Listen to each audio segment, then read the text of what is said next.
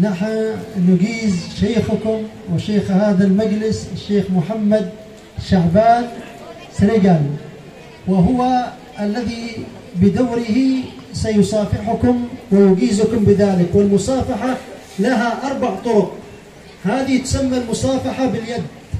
Jadi salaman itu sanatnya itu ada 4. Pertama yang kayak seperti ini, tangan sama tangan bertemu.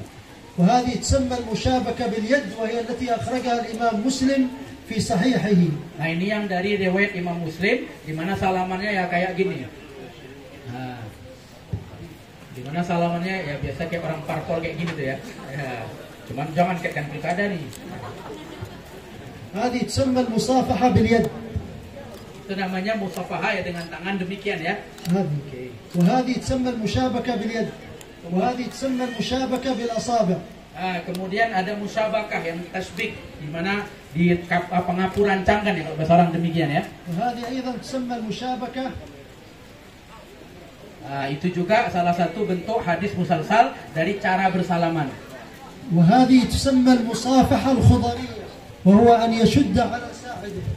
Nah, di mana kemudian adalah salaman, lalu tangan satunya lagi, tangan yang kiri itu memegang siku ya, di mana ini dikenal dengan salamannya Nabi Khidir alaihi salam. تسمى الخضرية بالسند الذي ذكرناه قبل قليل إلى سيدي أحمد بن إدريس